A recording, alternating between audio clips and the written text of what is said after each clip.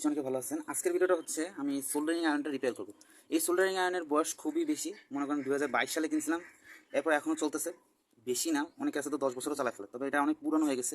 আর একটা সমস্যা হলো কি, এই যে বিটটা দেখতেছেন না, এই বিটটা মনে করেন অনেক দিন ধরে ইউজ করতে করতে এটা ছোটো হয়ে গেছে, আর এরপর লক হয়ে গেছে।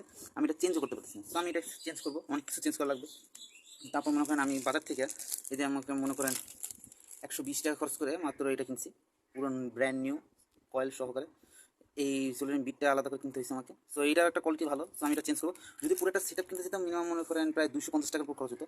আমি এটা মিনিমাম, এটা কত টাকা খরচা আপনারা মনে করেন, এই যে এই বিটটার দাম নিচ্ছে মাত্র 70 টাকা, আর এটার দাম নিচ্ছে মিনিমাম প্রায় 30 টাকা, মিনিমাম প্রায় 100 টাকার মতো। সো আমার তো প্রথমে আমি এটা চেঞ্জ করে নেবো, বুঝতে পারছেন? এটা আমরা চেঞ্জ করবো, চেঞ্জ করলে মনে করেন সব ঠিক হয়ে যাবে। আমি বডিটা ঠিক রাখবো, খালি শুধু এই যে এই জিনিসটা চেঞ্জ করবো। সো বিকজ প্রথমে আমরা করবো কি, এই যে পিছনে যে অংশটা আছে আমরা তার এই পুরো অংশটাকে কাটবো, অনেক পুরনো হয়ে গেছে তো।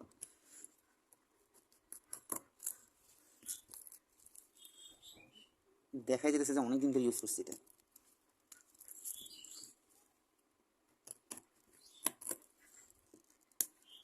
এটা এখনও ইউজ করা যাইতো যদি এটা মনে করেন বিটটা যদি বের করতে পারতাম, কিন্তু বিটটা বের করা অসম্ভব হয়ে পড়ছে আমার জন্য। তাই আমাকে এটা বাধ্য হয়ে পুরো সিস্টেমটাকে কাটতে হচ্ছে।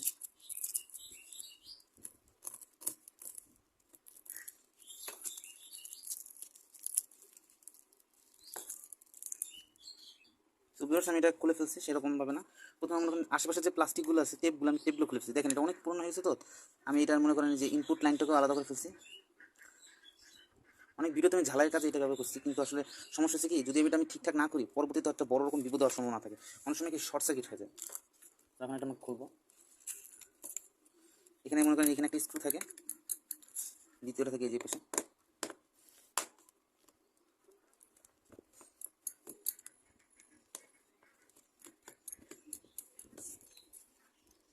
এই দেখেন পুরো স্ক্রুটা খুলে ফেলছি। এখন দেখছেন অনেক পুরনো হয়ে যাওয়ার কারণে দেখেন জায়গাটা মানে কালো হয়ে গেছে। সো এটা আমাদের বড় বিষয় না, এটা আমাদের মেন বিষয়টা হচ্ছে এই যে দেখেন এই হিটিং এলিমেন্টটা। সো আমাদের হিটিং এলিমেন্টটাকে টেনে বের করতে হবে। দেখছেন ভিউয়ার্স কী পরিমাণ পুরনো হয়ে গেছিলো জিনিসটা, এখানে অনেক কষ্টটা বের করছি। সমস্যাটা এবার এইখানে আবার একটা ভেজাল লাগাই দিছে। দেখেন এই যে এই তারটাকে আমরা কিন্তু রাখতেছি আলাদা করে লাগাবো। সো দেখেন এটা কী অবস্থা লেগে গেছিলো, দেখছেন এখনও কিন্তু হিটারটা চলতেছে, চালু অবস্থা আছে। সো এটা আমি পরবর্তীতে প্রজেক্টে ব্যবহার করবো। সো এটাকে আমি ড্যামেজ করবো না, এটাকে আমি এভাবে রেখে দিব। টিউবগুলো ঠিক ঠিক আছে। এখন যে নতুন জিনিসটা আমরা আলাদা করে পুরান যে জিনিসটা আছে আমি এটাকে আমরা প্যাকিং করে রেখে দিই। এটা পরবর্তী প্রজেক্টে হয়তো হিটার অথবা অন্যান্য কাজে আমি ব্যবহার করবো।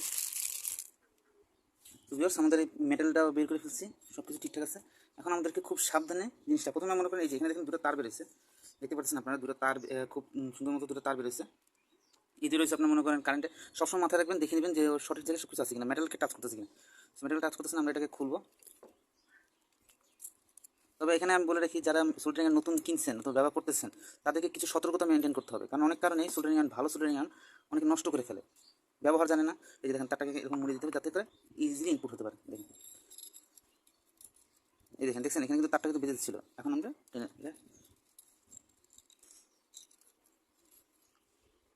সো ভিউয়ার্স খুব সাবধানে আমরা বলে রাখি যে যেটা বড় সাইজের এটা কিন্তু আপনি ঘুরিয়ে দেবেন, ছোটো সাইজটা এদিকে।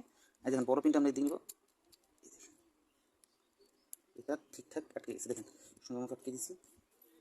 এরপর আপনার একটা মাপ দিয়ে নেবেন। দেখেন এই যে এখানে কিন্তু পেন্সিলের মতো পিপটা দেখছেন, এই পিঠটা আমি এভাবে পুরোটা নিয়ে নিব। এই দেখেন এই যে পর্যন্ত নিয়ে নিলাম।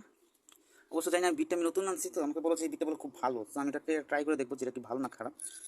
এটা আস্তে করে নেবেন, বেশি ঢুকাবেন না। দেখেন আমি এই যে এই পর্যন্ত তো হিটার, এই দেখেন এই যে দেখেন সঠিক মাপ কিন্তু সঠিকভাবে দিয়েছি, এই যে পর্যন্ত হিটার। তো আমি কয়েলটা দিয়ে দিচ্ছেন। তো এখানে আছে বড় স্ক্রুটা, বড় স্ক্রু জায়গায়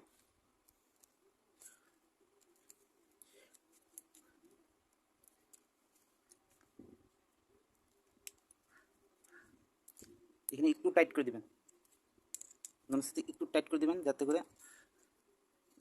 এখন দেখুন সব ঠিকঠাক আছে। এখন কাজ করবো যে এখানে কোনো কিছু লাইন হয়ে গেছে কিনা। সো আমি এখানে কানেক্টর টেস্ট করে নেব।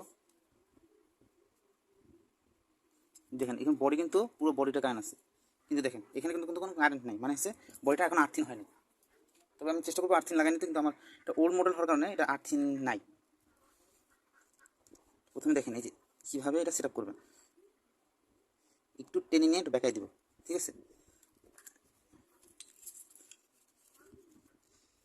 এখন আমাদের শেষ যে কাজটা করতে হবে, এখন মনে করেন আমাদের তো কাজ প্রায় শেষই, তো এই জন্য আমাদের লাগবে এই জিনিসটা আমি কেন করবো ইউজ করছি বলুন তো। কারণ হচ্ছে যে এখানে দেখছেন যে একটা কর্ড আছে যে আটকানোর, সেটা আমি এখানে ব্যবহার করবো। সো এই কারণে আমি এটা বারবার ইউজ করতেছি। আগে দেখবো যে সব ঠিকঠাক আছে কিনা, কারণ এখানে যদি এটা লাগাই সঠিক মতো লাগতেছে, তার দূরত্ব একটু কম বেশি আছে তো কোনো সমস্যা নেই, তার তিনি ভিতরে আনা যাবে।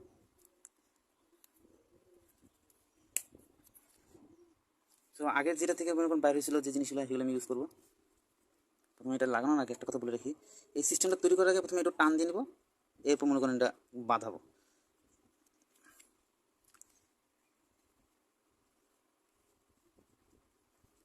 সেম টু সেম কাজটা করতে হবে।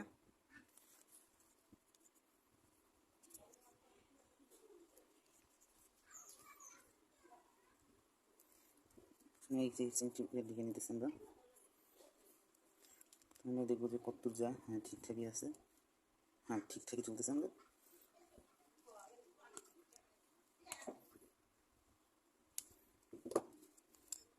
এখন দেখুন, যদি মনে করেন যে আপনারা এটা ঠিকঠাক লাগাতে পারবেন না, অথবা আপনার এইসব জিনিস সম্পর্কে জ্ঞান নেই, তাহলে আমি একটাই সাজেস্ট করবো, আপনারা এই কিনা আপনার মনে করেন এই চেঞ্জ করার দোকানে আপনার ডাইরেক্ট পুরোটাই চেঞ্জ করে ফেলান।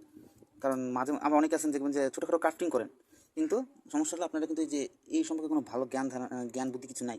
সো এই ক্ষেত্রে আমি রিকোয়েস্ট করবো, আপনার প্লিজ এটা চেঞ্জ করতে যাবেন না, কারণ দুর্ঘটনা ঘটতে কিন্তু সময় লাগে না, মিনিটে মিনিটে কিন্তু দুর্ঘটনা ঘটতে পারে, বুঝতে পারছেন। সো আমি এখানে আমার একটু দুর্ঘটনা, আমার কাছে একটু সন্দেহ মনে হচ্ছে জায়গাটা ঠিকঠাক সেফ থাকবে কিনা। সো আমি এখানে আর একটু প্রোটেকশন লাগাবো। সো ভিউয়ার্স, আমি এখানে মনে করেন যে ইনসুলেটরটা খুলে ফেলতেছি, আমার কারেন্ট চলে গেছে তো এই জন্য অন্ধকার হয়ে গেছে।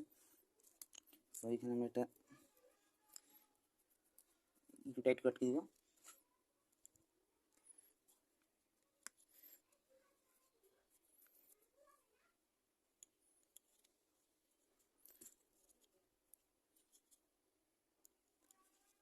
এই যে দেখেন আমাদের, আমি ওইটুকু কেন ইউজ করলাম না জানেন, কারণ আমি চাইতেছিলাম না কোনো একটা শর্ট সার্কিট হোক, কারণ আমার কাছে এটা একটু সন্দেহ হচ্ছিল। এই সন্দেহটা যে কবে দূর হবে আমার বুঝতেছি না, একটু খরচ বেশি হয়ে গেলো, তাও আমি একটু সেফটিটাকে দেখতেছি। কোনো জিনিস বানানোর পর এটা সেফটিটা আগে আপনারা মেনে নেবেন।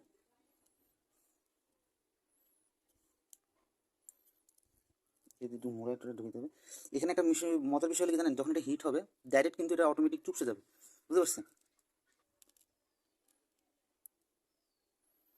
দেখেন আমাদের সব কাজ কমপ্লিট, পুরোপুরি কমপ্লিট হয়ে গেছে। তো ভিউয়ার্স দেখতে পাচ্ছেন আমি সুন্দর মতো করে এটা মানে দেখেন যে হিটসিং টিউব আটকে দিচ্ছি, এখন পুরোপুরি সেফ, বুঝতে পারছেন তো। আর এখন আমাদের টেস্ট করতে হবে যে এখানে কোনো কারেন্ট আসতেছে কিনা বা কানেকশন হয়ে গেছে ভিতর থেকে। তো ভিউয়ার্স আমরা এখানে এটার মাল্টিমিটার নিয়ে নেবো, এটা আমরা কিলো অংশে দিব, কিলো অংশ মানে মেগা অংশে চলে গেছে, আমাদের এটা দিতে হবে। হ্যাঁ কাজ করতে দেখেন কোনো কোনো মান চেঞ্জ হচ্ছে না। এখন আমরা দেখবো এটার ভিতরে কোনো মান চেঞ্জ হয়নি, মান দেখাইতেছে। তো 2000 mA মনে করেন এত দেখাইতেছে 1 পয়েন্ট এত। দেখি এখানে কোনো লাইন আসছে না, এখন পুরোপুরি ঠিকঠাক আছে, মানে কোনো কন্ডাক্টিভ হয়ে যায়নি। এখন আমাদের এটা আগের মতো বসাতে হবে। এই দেখেন এখানে একটু ফাঁকা জায়গা আছে, এখানে একটু ঠিকঠাক লাগানোর আগে আমাদেরকে এই যে দেখেন এখানে ঘোরাতে হবে।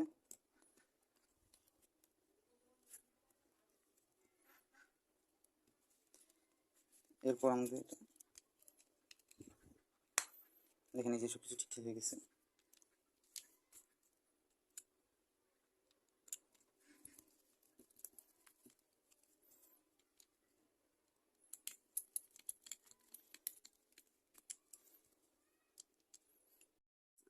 যে তাতালের কথা বলছিলাম, পুরো তাতালটা এখন কমপ্লিট হয়ে গেছে, দেখেন খুব সুন্দরভাবে ঠিক করে ফেলছি, রাঙও খুব সুন্দর গরম হয়েছে। সো আমরা কয়েকটা সোল্ডারিং করে দেখবো যে ঠিকঠাক কাজ করে কিনা।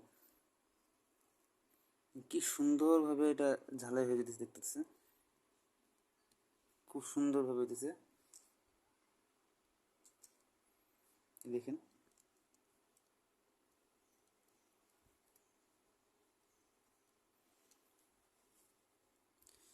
দেখুন কি সুন্দরভাবে আমি এই যেটা চাইতেছি সেটাই হইতেছে, দেখেন।